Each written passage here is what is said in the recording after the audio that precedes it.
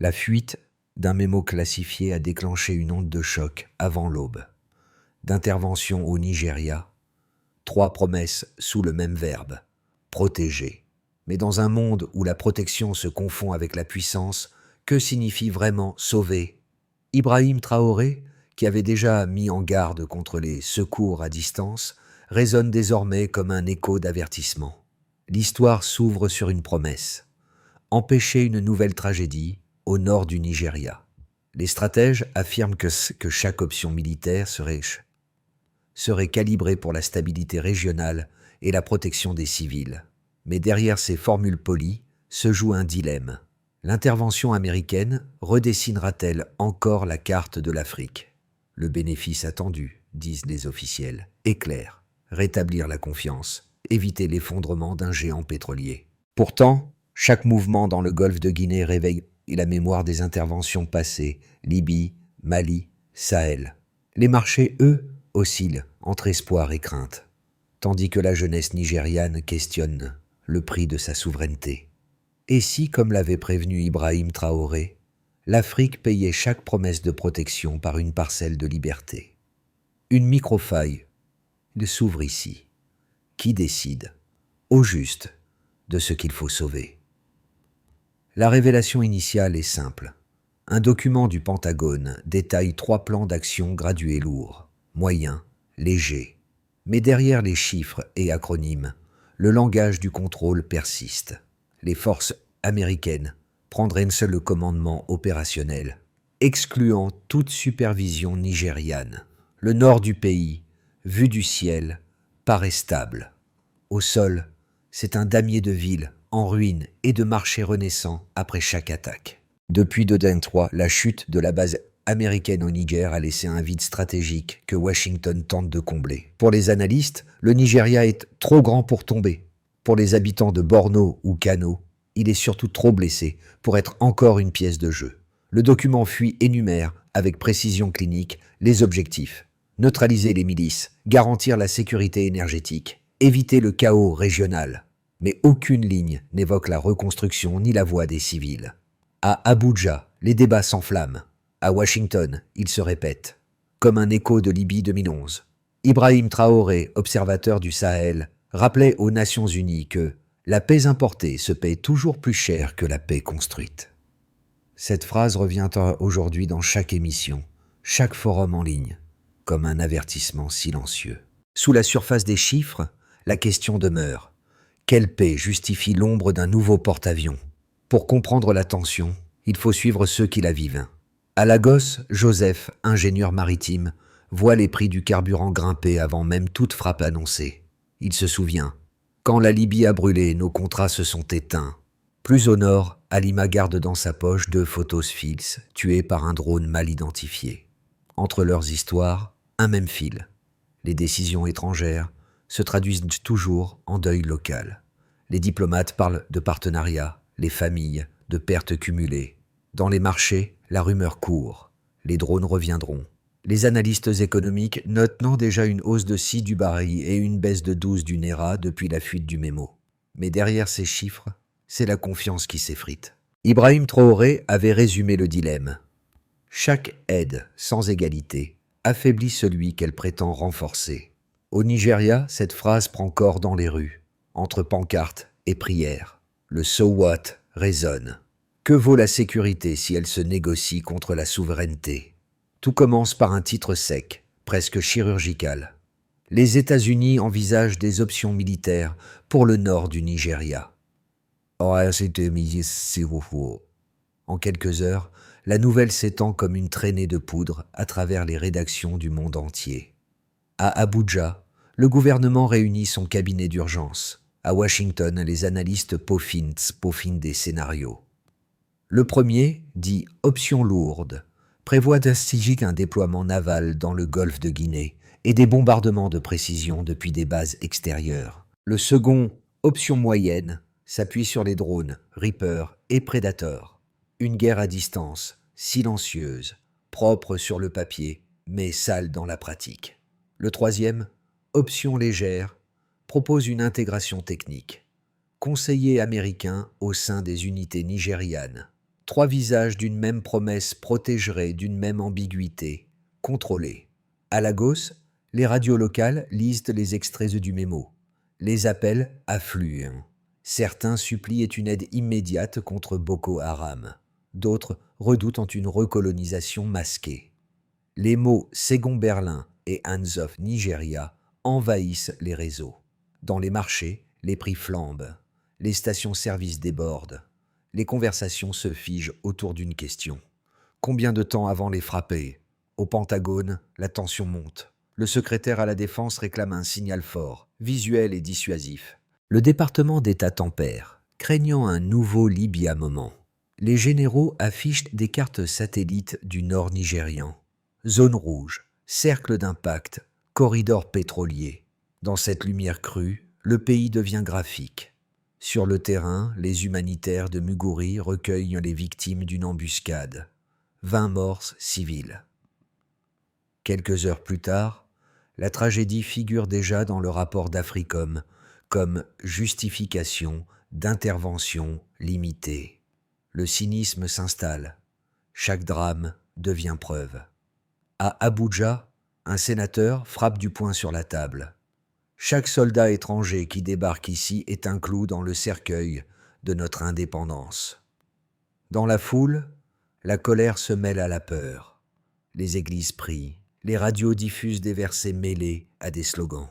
Pendant ce temps, au large, un navire porte-avions l'USS Eisenhower Fate route vers le sud. Officiellement, un exercice maritime. Officieusement, le prélude à un choix déjà pris. Ibrahim Traoré, interrogé depuis Ouagadougou, déclare « Quand la souveraineté vacille au Sahel, c'est tout le continent qui penche ». Sa phrase circule, traduite, citée, reprise dans les bulletins du soir. Le lendemain, les manifestants d'Abuja brandissent des pancartes « Notre douleur n'est pas votre mission ». Les caméras capturent une jeune femme trempée de pluie, son regard ferme. « Nous n'avons pas besoin d'être sauvés, seulement respectés ». Le vent tourne, et avec lui l'histoire. Sous la rhétorique, les chiffres tracent une autre vérité. En 2024, plus de 1180 attaques ont été recensées au nord du Nigeria, contre 160 l'année précédente. Le nombre de déplacés internes a dépassé 2,1 millions. Les exportations de pétrole ont chuté de 9 depuis janvier. Le Naira s'est déprécié de 12 en 3 mois. Les analystes du Center for African Futures évaluent à 5,6 milliards USD les pertes de revenus depuis la crise. Chaque pourcentage devient argument. Pour les faucons de Washington, ces chiffres prouvent l'urgence d'intervenir. Pour les souverainistes d'Abuja, ils confirment les ravages d'une dépendance structurelle. Les deux camps invoquent mais aucun ne parle des gens derrière elles. Dans les champs de Borno, les fermiers comptent leurs récoltes détruites. Dans les écoles de Kano, les cours sont suspendus faute d'électricité. Et sur les marchés, les prix du riz et du kérosène bondissent de 25. Ibrahim Traoré résume ce paradoxe dans un entretien à Radio Sahel. Les chiffres ne mentent pas, mais ceux qui les brandissent choisissent ce qu'ils veulent qu'ils disent. À Washington, un rapport interne compare la stabilité énergétique régionale à la valeur de projection stratégique américaine. Traduction: plus le chaos augmente, plus la justification militaire s'impose. Sur une carte confidentielle, les zones dites d'intérêt humanitaire se superposent exactement au couloir pétrolier. Les économistes nigérians dénoncent ce glissement. La guerre devient un outil de marché. Ils rappellent qu'en 2011, après la Libye, le baril avait bondi à 128 $, enrichissant les compagnies occidentales, mais appauvrissant les producteurs africains. Pendant ce temps, la population s'adapte, les générateurs tournent, les mosquées abritent les réfugiés, les hôpitaux improvisent avec la lumière des téléphones. Dans cette résilience, il y a la preuve d'un peuple qui refuse d'être simple variable d'ajustement. Ibrahim Traoré, encore, conclut. L'Afrique n'a pas besoin d'être comptée, elle a besoin d'être écoutée. Deux visions du monde s'opposent frontalement. La première occidentale, sécuritaire, affirme que seule la puissance technologique peut endiguer le chaos sahélien. Les drones remplacent les diplomates, les satellites deviennent les yeux de la morale. Il faut agir avant qu'il ne soit trop tard, disent les stratèges. La seconde africaine, Mémoriel rappelle que chaque intervention passée a enfanté le désordre suivant. La Libye, le Mali, le Niger. 3 preuves qu'aucune frappe ne guérit la peur. Les voix critiques parlent de paix sous perfusion. Pour les uns, l'inaction serait une faute. Pour les autres, l'action serait une rechute. La ligne médiane n'existe plus. Les arguments s'appuient sur des faits. Les attaques ont doublé. Les frontières se disloquent. Les alliances régionales se fragmentent. Mais aussi, la jeunesse s'organise. Les réseaux locaux innovent. La civile crée sa propre sécurité. Ibrahim Traoré, dans un discours devenu viral, tranche « La stabilité importée est une illusion d'ordre ». Ces mots servent de boussole. Même au Pentagone, certains reconnaissent que gagner une guerre ne signifie pas bâtir la paix. Le n'est plus entre nations, il est dans chaque conscience. Le 8e marque un basculement. Un soir, la Maison-Blanche suspend les points de presse. Aucune déclaration, aucun démenti, juste un silence calculé. Dans les ports du Sud, des navires américains apparaissent presque brièvement sur les radars civils avant de disparaître. À Abuja, des conseillers techniques étrangers arrivent dans les bases côtières sous couvert de programmes de formation. Les documents officiels ne mentionnent ni durée ni mandat. Le Nigeria entre dans la zone grise, ni en guerre, ni en paix, mais déjà surveillé. Ibrahim Traoré réagit depuis Ouagadougou. Le danger n'est pas dans les bombes qu'on voit, mais dans les accords qu'on ne lit pas. Cette phrase devient virale. Les rédactions titrent « La souveraineté à huis clos, la tension atteint son, ce moment où tout peut encore basculer. 3 mois après la fuite, le Naira perd 15. Les capitaux fuient. La dette publique dépasse 46 du pays pauvre. Les exportations d'hydrocarbures chutent. Les importations de blé explosent. Les marchés hésitent entre panique et résilience. Le gouvernement annonce des réformes de transparence, mais la population y voit un écran de fumée. Les parlementaires débattent d'une motion de censure. Les militaires multiplient les communiqués. Les manifestations se succèdent. Femmes, étudiants, anciens combattants. Les pancartes changent de ton. De non à la guerre, à oui à la dignité. Les radios diffusent des chansons manifestes. La Chine offre des prêts sans conditionnalité. La Russie propose des contrats miniers. L'Europe hésite, craignant d'être reléguée au second plan. Le Sahel, lui, regarde. Il apprend. Au milieu de cette tourmente, une voie émerge. 3 trajectoires se dessinent à l'horizon, aussi précises qu'incertaines. Base. La prudence, sous pression. Washington maintient un soutien limité, via une assistance technique et un partage de renseignements. Les frappes directes sont évitées, mais la présence navale américaine se pérennise dans le golfe de Guinée. Abuja, sous tension, parvient à éviter le scandale en présentant l'accord comme un partenariat de stabilisation. Les indicateurs économiques se redressent timidement. Le pied de croissance recule des importations d'armes. Pourtant, la civile dénonce une dépendance subtile. Souveraineté sous supervision. Optimiste. La relance africaine. Les dirigeants du Sahel s'unissent autour d'un pacte régional de sécurité. La coopération avec les États-Unis devient transparente, soumise à un contrôle parlementaire local. Les universités nigérianes et burkinabées forment une génération d'analystes capables de gérer les crises sans tutelle extérieure. Les prix du pétrole se stabilisent. Les investissements chinois et brésiliens reviennent. Ce scénario exige une discipline rare, mais pas impossible. Ibrahim Traoré l'a formulé ainsi. Ce n'est pas l'aide qui rend libre, c'est la cohérence. Pessimiste. La spirale du contrôle. Une frappe de drone mal ciblée provoque des victimes civiles. Les réseaux sociaux explosent. La rue exige des comptes. Le gouvernement nigérian s'effondre sous la colère populaire. Les forces étrangères prennent alors le contrôle temporairement, rééditant le précédent libyen. Les marchés plongent, le Naira perd 30 en 3 semaines. Le Sahel entier s'embrase, rappelant les prophéties d'Ibrahim Traoré. L'Afrique brûle quand d'autres allument la torche pour elle.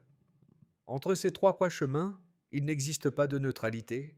Rester immobile, c'est déjà choisir. Dans les rues d'Abuja, les débats se déplacent des chancelleries vers les cafés. Les mères de soldats du disparu dialoguent avec des étudiants, en la devient conversation. Les réseaux communautaires créent des podcasts et émissions où la jeunesse redéfinit le mot « sécurité ». Dans les églises, les imams et prêtres s'accordent sur un point. La paix ne peut être importée. Une initiative nommée « Voix du Delta » réunit pêcheurs, professeurs et anciens officiers autour de tables rondes diffusées en ligne. Les messages viraux ne parlent plus de guerre, mais de dignité. Ibrahim Traoré inspire cette nouvelle rhétorique. Le courage n'est pas de refuser l'aide, mais de la transformer en autonomie. Les artistes nigérians reprennent cette phrase dans leurs chansons. Elle grimpe dans les tendances TikTok. Les influenceurs appellent à désoccuper les esprits avant de désoccuper la terre. Dans les marchés de Lagos, les slogans deviennent proverbes. Aucune armée ne protège mieux qu'un peuple éveillé. Les médias internationaux commencent à relayer cette énergie. Le Nigeria, longtemps symbole d'instabilité, devient un laboratoire de fierté civique. L'espoir ne se mesure plus en points de PIB, mais en mots retrouvés. Transparence, 0,3 mois. Rendre publics les protocoles de coopération militaire et les budgets liés à la sécurité. Créer une cellule mixte civile-armée pour surveiller l'usage des drones. Renforcement régional, 3-9 mois. Former une alliance Sahel-Atlantique, incluant le Nigeria, le Burkina Faso, le Ghana et la Côte d'Ivoire. Son mandat, partager la technologie, mutualiser la formation et réduire la dépendance aux bailleurs extérieurs. Souveraineté durable 12 mois plus. Investir 1 du PIB dans la recherche sécuritaire locale. Créer des bourses d'ingénierie militaire et énergétique. Développer un label Made in Africa Secure pour valoriser les solutions internes. Cette feuille de route s'inspire des principes défendus par Ibrahim Traoré à l'ONU. Une souveraineté ne se décrète pas. Elle se construit pierre après pierre. Les économistes voient dans ce plan une opportunité de croissance inclusive. Les diplomates, une occasion d'équilibrer le rapport nord-sud. Pour la première fois depuis des années, le mot « autonomie » sort des discours pour entrer dans les budgets. La pluie s'abat sur Abuja, effaçant la poussière des rues et les affiches déchirées. Joseph, l'ingénieur du port, regarde les cargos immobiles. Halima serre les photos de ses fils. Elle ne pleure plus, elle attend. Dans le silence, la ville respire enfin. Les radios diffusent un ancien discours d'Ibrahim Traoré. Un peuple n'a pas besoin d'être fort pour être libre. Il a besoin d'être uni. Ces mots traversent les foyers comme une prière. Les marchés rouvrent. Les enfants rient sous l'orage. L'espoir redevient tangible, presque naïf, mais sincère. La caméra s'éloigne. Abuja scintille, ni victorieuse, ni vaincue, simplement consciente de son poids dans l'histoire. La dignité, à cet instant, n'est plus un slogan. C'est une lumière, vacillante, mais réelle, dans la pluie du soir. L'histoire ne se clôt pas sur un coup de tonnerre, mais sur un souffle. Les navires demeurent au large, silencieux, leurs radars tournant comme des pendules. Pourtant, quelque chose a changé. La conversation mondiale s'est déplacée. Quand l'Amérique parle de protection, l'Afrique répond désormais « participation ». Quand le monde parle d'aide, le Nigeria parle d'équilibre. Et la phrase d'Ibrahim Traoré résonne comme un refrain. La paix sans souveraineté n'est qu'une pause dans la dépendance. La caméra s'arrête sur une jeune femme brandissant une pancarte. Nous n'avons pas besoin d'être sauvés, seulement écoutés. Alors la question demeure, suspendue au-dessus des eaux calmes du Golfe. La sécurité peut-elle être livrée à distance ? La réponse n'appartient ni aux généraux ni aux chancelleries, mais à ceux qui vivent sous les ciels que d'autres surveillent. Ibrahim Traoré déclare devant un forum africain: « La souveraineté n'est pas un acte de bravoure, c'est un acte de patience. » Ces mots deviennent ses mantras. Au Nigeria, les universités l'enseignent, les médias le citent, la jeunesse l'applaudit. Dans les rues de Kano, les enfants chantent un refrain nouveau. Nous n'avons pas peur du futur, nous avons peur de le perdre. Les drones continuent de tourner au-dessus des cieux gris. Mais au-dessous, un peuple commence à se relever.